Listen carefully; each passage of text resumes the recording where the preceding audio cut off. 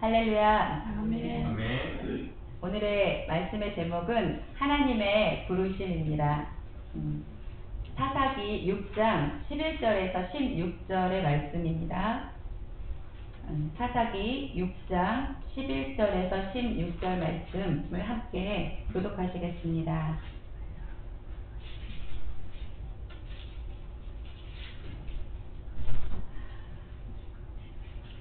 여호와의 사자가 아비에셀 사람 요아스에게 속한 오브라에 이르러 상수리 나무 아래에 앉으니라. 마침 요아스의 아들 기드온이 미디안 사람에게 알리지 아니하려 하여 밀을 포도주 틀에서 타작하더니 여호와의 사자가 기드온에게 나타나 이르되 큰 용사여 여호와께서 너와 함께 계시도다. 기드온이 그에게 대답하되 나의 주여 여호와께서 우리와 함께 계시면 어찌하여 이 모든 일이 우리에게 미쳤나이까. 또 우리 열조가 일찍 우리에게 이르기를 여호와께서 우리를 애굽에서 나오게 하신 것이 아니냐 한 그 모든 이적이 어디 있나이까. 이제 여호와께서 우리를 버리사 미디안의 손에 붙이셨나이다. 여호와께서 그를 너라고와 가라사대 너는 내 힘을 의지하고 가서 이스라엘을 미디안의 손에서 구원하라. 내가 너를 보낸 것이 아니냐.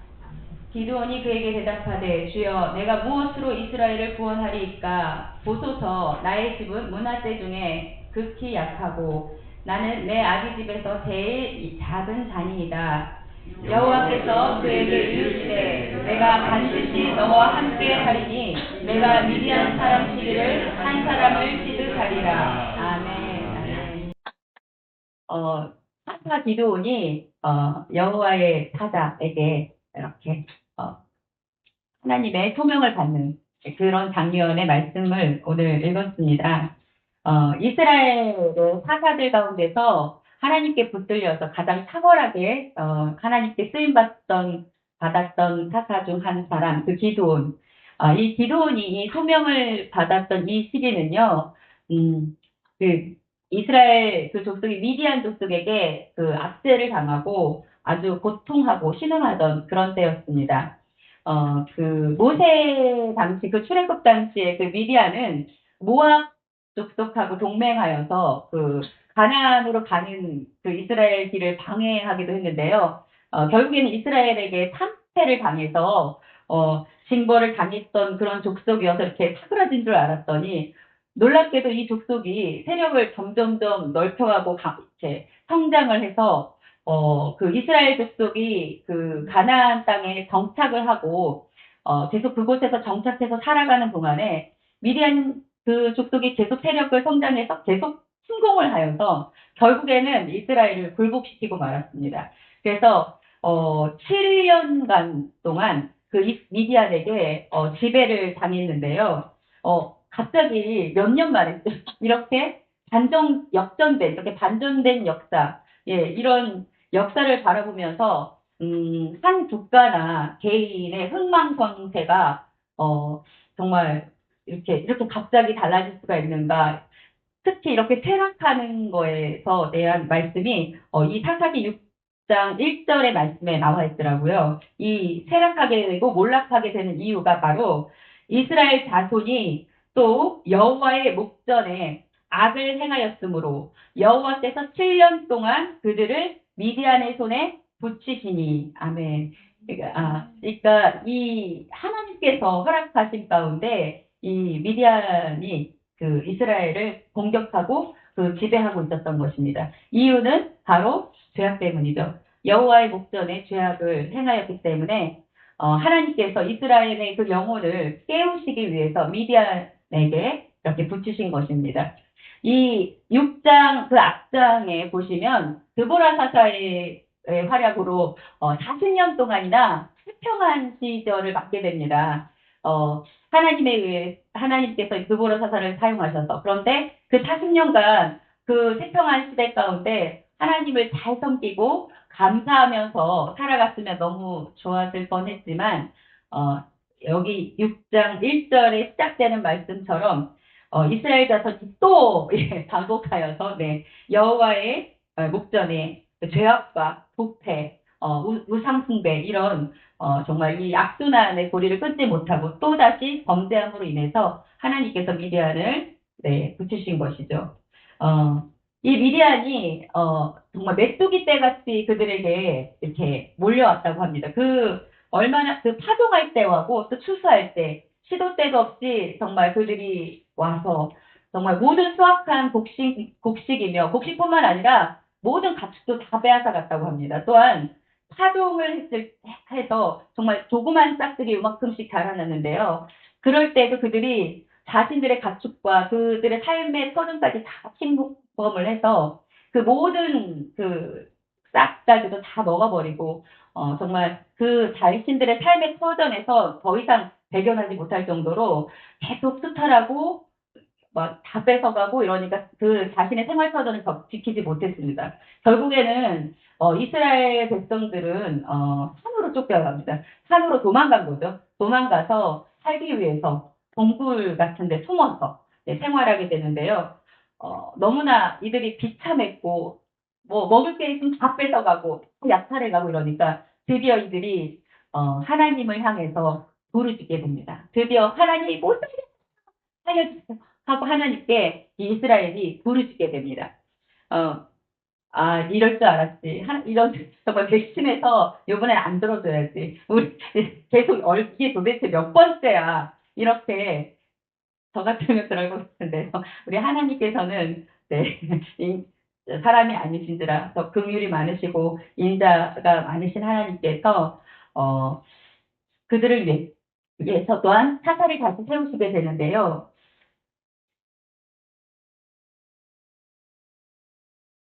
그 문하세 지파 중에서 가장 약한 집안이라고 합니다. 그리고 그 가운데서도 기도원이 어떻게 생겼을지 굉장히 궁금하더라고요. 이 말씀을 읽으면서. 특히나 약한 자, 네, 그런 기도원을 선택하셨고, 이스라엘을 구원할 사사로 부르시게 됩니다.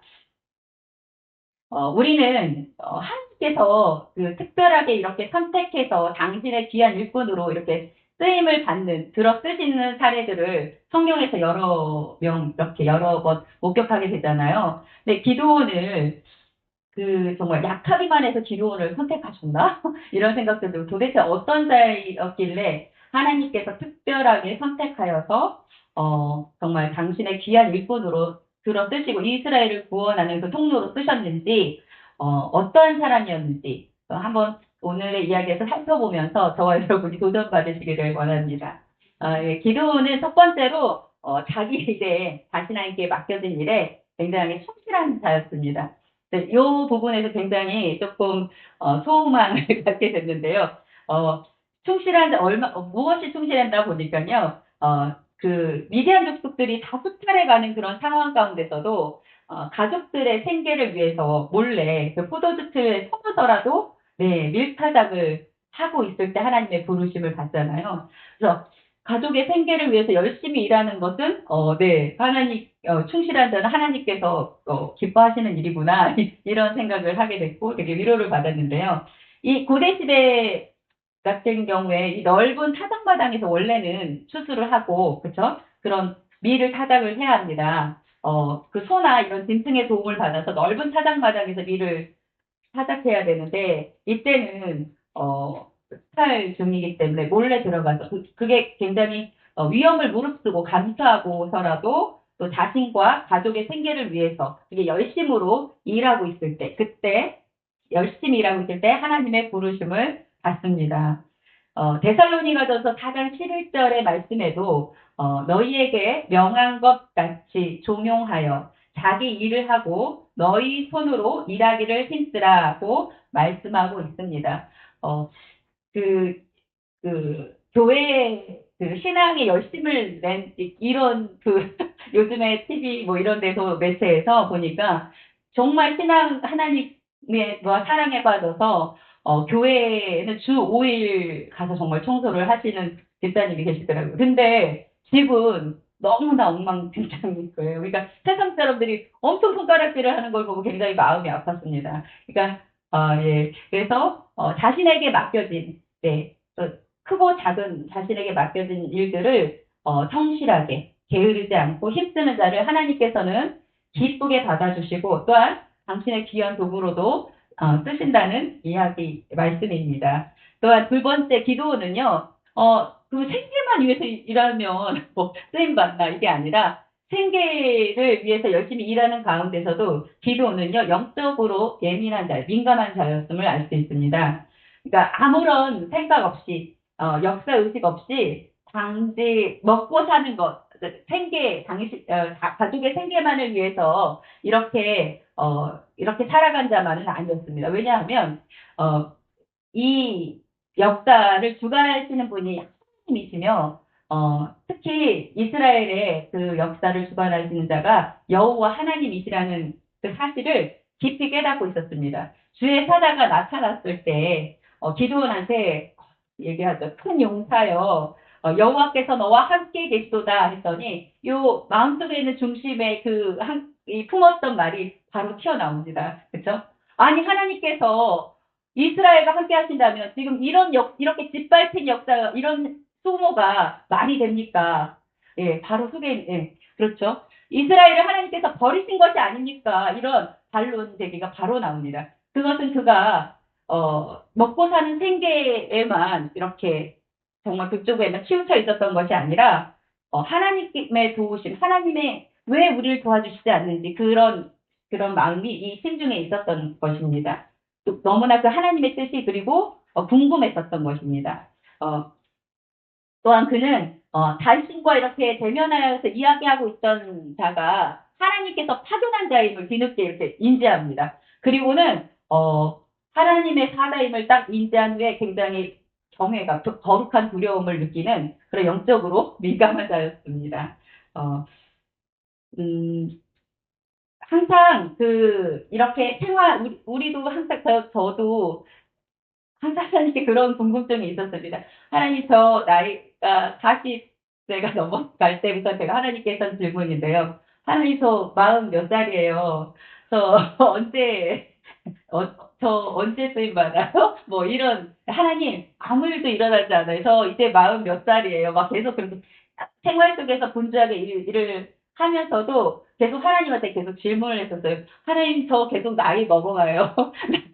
계속 세월만 흘러가요. 이런 이제 그런 말을 저도 이렇게 하나님한테 계속 올려드렸던 그런 적이 있었는데요. 기도는 그러니까 생활 가운데 열심히 일하지만 하나님을 향한 마음, 하나님의 뜻을 계속 생각하고 그 뜻을 발견하기를 원했던 그런 영적으로 민감함이 있었던 자였습니다. 또 기도는요 겸손한 자였습니다. 사실 그럴 수밖에 없어. 팩트도 예, 그 하나님의 사자가 큰 용사여 하고 부르면서 기드온이 장차 하나님의 그 오른손에 붙들려서 이스라엘을 구원할 사사로 용맹스런 정말 그런 용사가 될 것임을 딱 알려줍니다. 그럴 때 우쭐하거나 어떤 들뜨지 않고 저는 그런 능력이 없는 사람입니다. 저는 정말 낮은 자입니다. 예, 그 지파 중에서도 가장 얼마나 자신이 보잘것없는 존재인지를 고백하고 또 그렇게 큰 일을 할 만한 능력이 자신에게 없음을 이렇게 고백합니다. 시편 147편 6절 말씀에도요.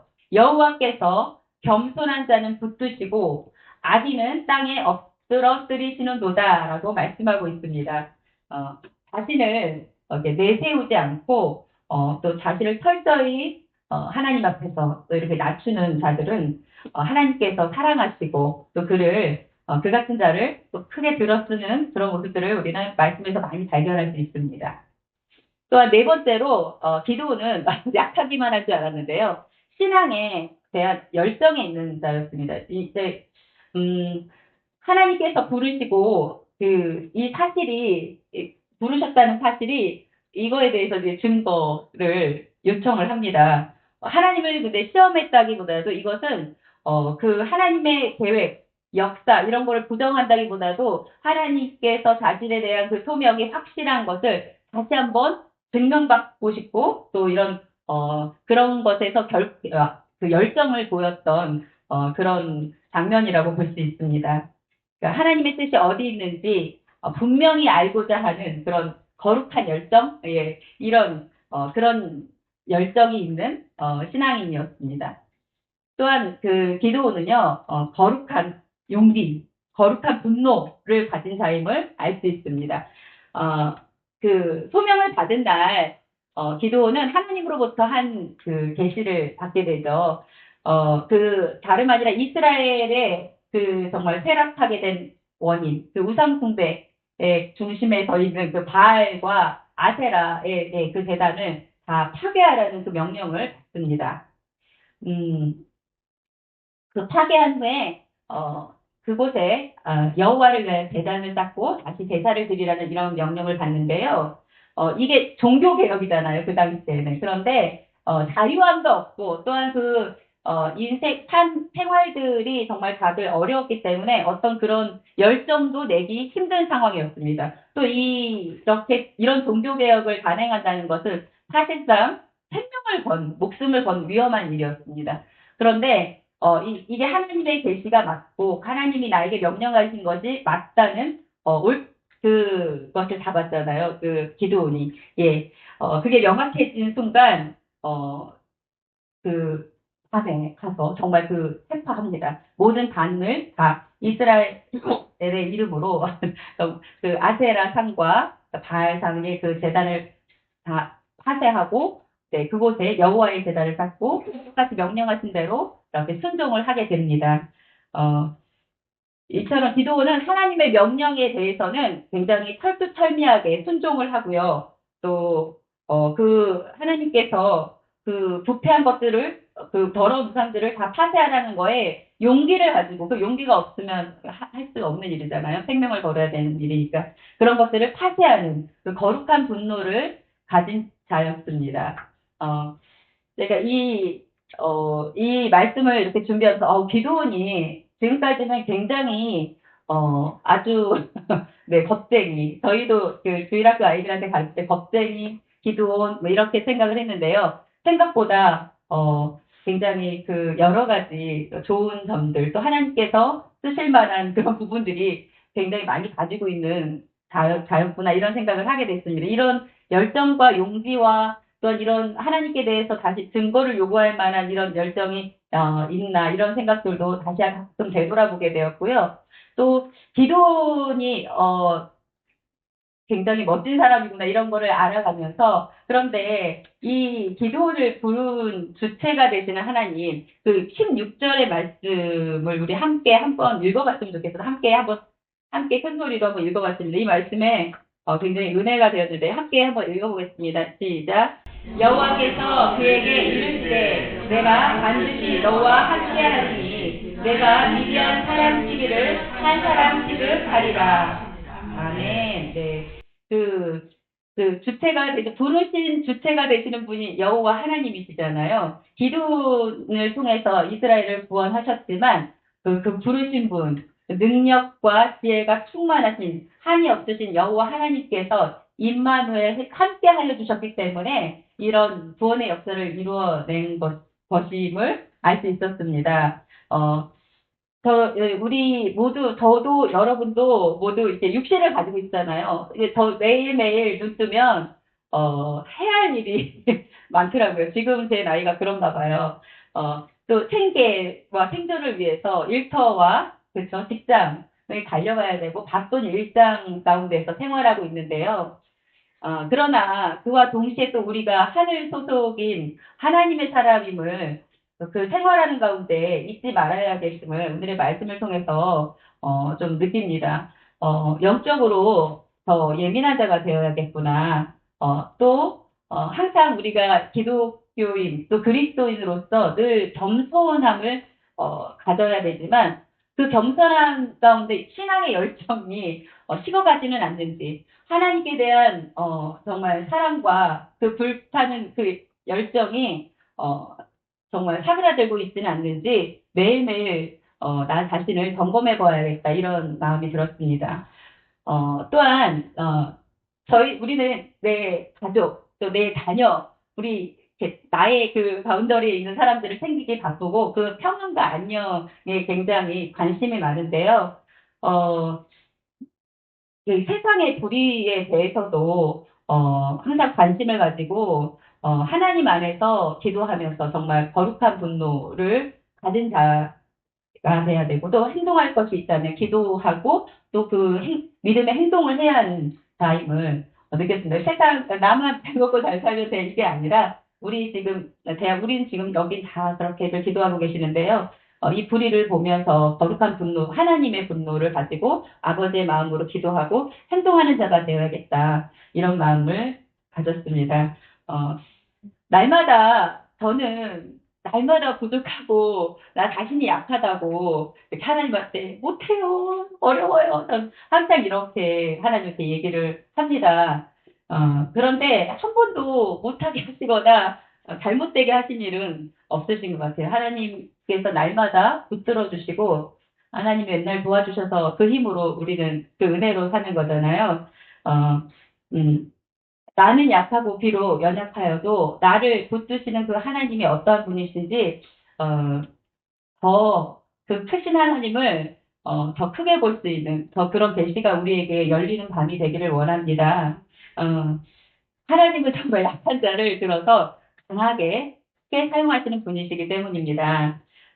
하나님의 부르심 가운데 너무 둔감해져 있지는 않은지 또 하나님의 그 말씀에 더 우리가 민감하게 반응하고 또 기도처럼 정말 결단하는 순종함으로 나가고 그러므로 인해서 우리가 정말 한 번 사는 인생 가운데 정말 귀하게 하나님께 붙들려서 쓰임받고 끝까지 정결한 하나님의 통로로 쓰임받는 복되고 아름다운 인생이 되기를 소망합니다. 예수님의 이름으로 소망합니다. 아멘. 기도하시겠습니다.